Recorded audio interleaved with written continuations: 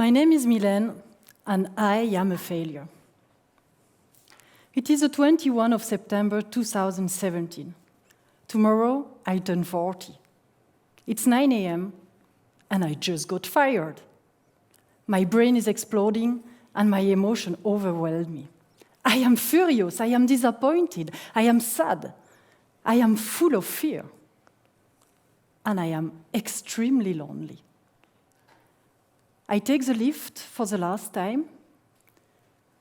I pass the exit and return my badge to the lady at the entrance, trying to hold back my tears for one more minute.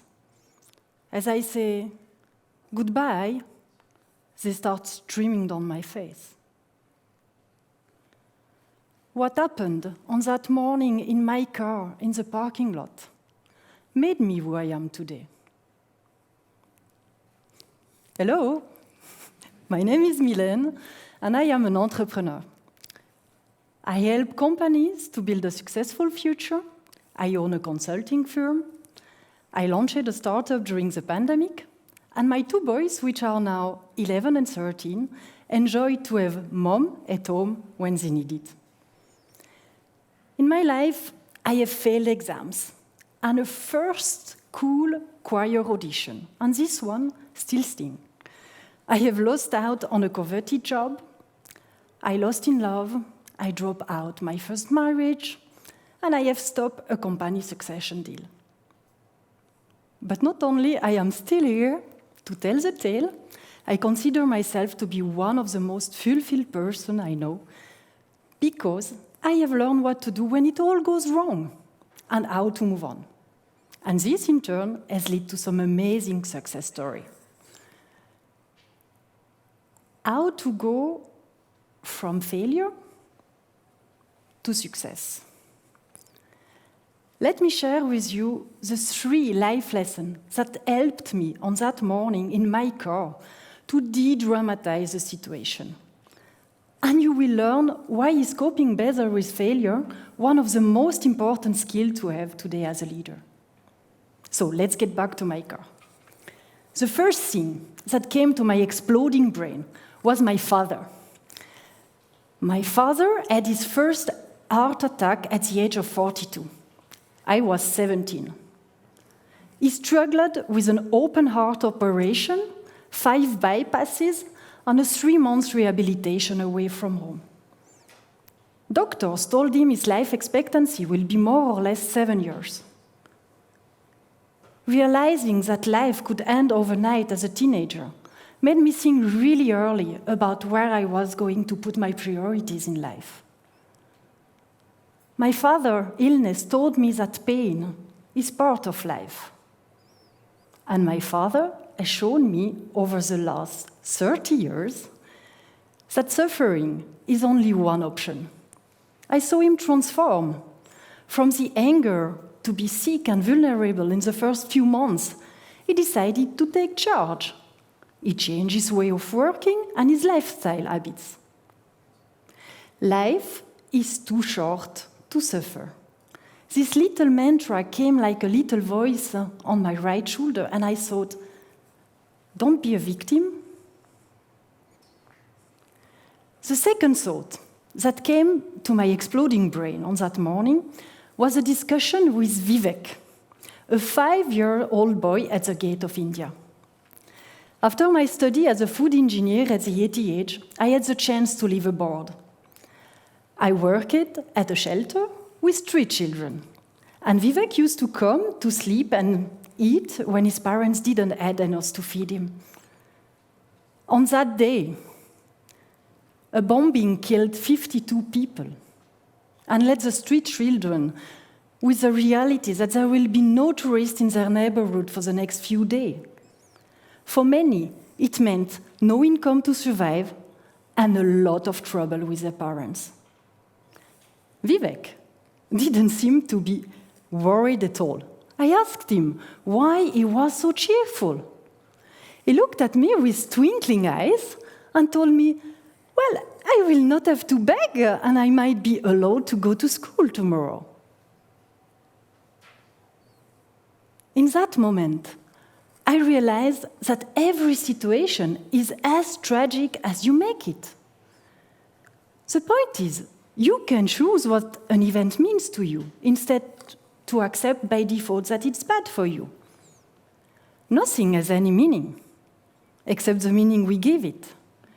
So when I face a negative situation, I reframe it to a positive one. I ask myself, what's good in the situation? And I must admit that after these first two thoughts, don't be a victim, and what's good in the situation, my tears had stopped, and a glimmer of confidence has started to come over me. It was as if I was about to reverse the spiral so that this story will have a happy ending. The last picture that came to my brain was a picture of a personal development course. Anthony Robbins saying, life is happening for you, not to you. Now you will tell me, okay, another TEDx which is speaking about personal development. So let me be more clear. What does personal development mean? It's about letting you grow, learn, and develop. Sitting in my car, I thought, now you have to be brutally honest with yourself. What have just happened? Where did you go wrong and why? I knew I had to learn from the situation and from my mistake in order to avoid an even bigger problem, repeating the same mistake. So I chose to grow. And here are the powerful questions I asked myself. What are the lessons of the situation? What are the positive outcomes of the situation? And how will the situation let me grow as a person? First, lesson I learned. Thinking out of the box may lead you to pack your box. Don't coach your boss until he or she asks you to. Don't stay too long in an environment which is wrong for you. And even if diversity and inclusion are company goals, it doesn't mean that every manager wants to encourage it in their team. The positive outcomes? Well, I thought I will have plenty of time for new projects, like speaking on a TEDx. I will be more present for my children. And I definitely will be able to leverage my business relationships. The last question was not easy to answer at that time. I had no clue, sitting in my car on that morning, how this situation will help me to grow. But what I knew, after all these flashbacks and self-talk, was now that I have to take a decision. What will my story be? Was I going to be a victim? Or was I going to have it all? A great job that is rewarding my originality, my leadership, as well as the time to be the mother I wanted to be?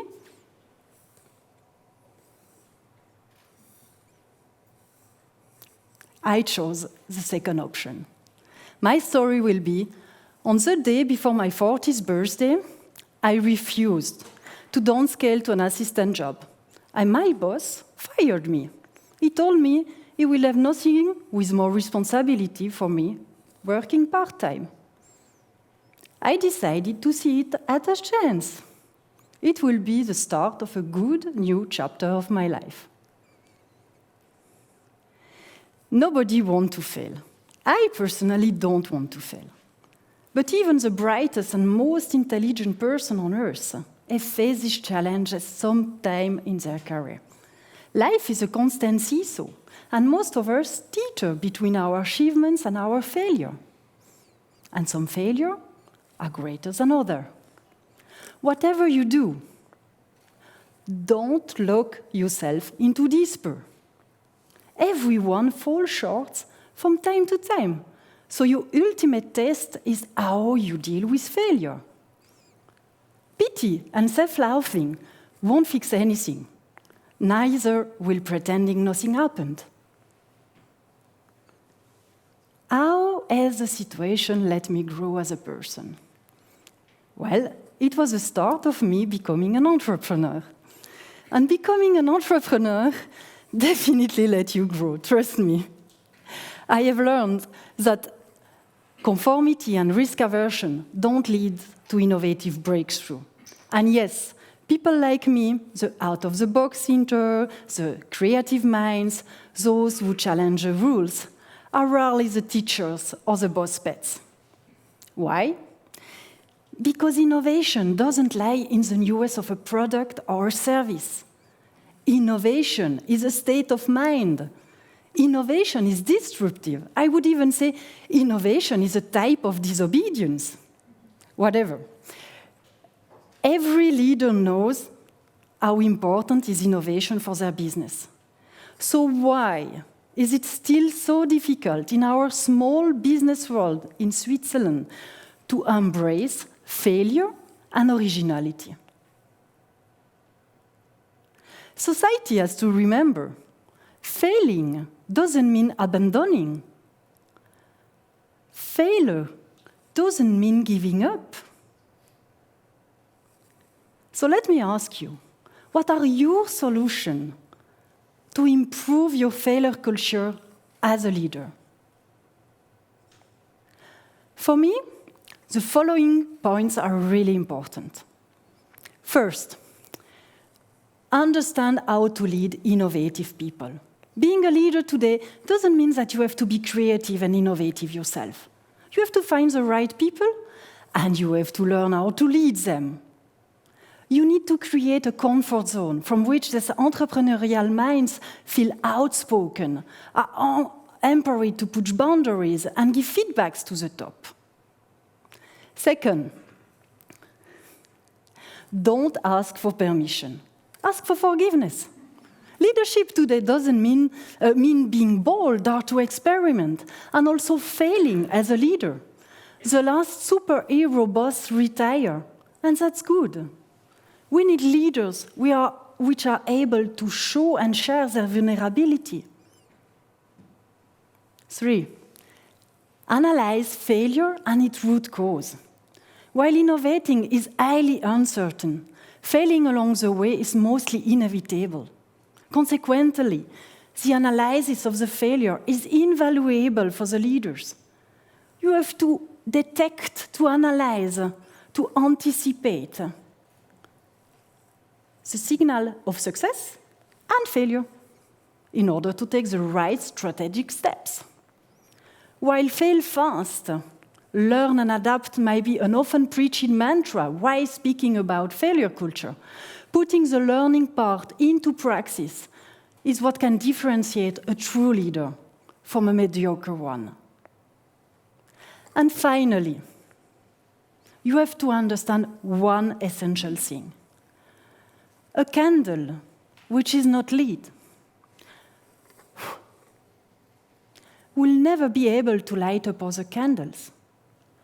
A person which is not finding his or her place and who cannot express his or her talent within a company will never be able to light up others. Therefore, the next time you face failure, remember, you can choose what you will do out of it. And to sum up, to go from failure to success. Accept that failure is part of life. Reflect on the lesson. Own your mistakes. Redefine what failure means to you. Take action, and grow up.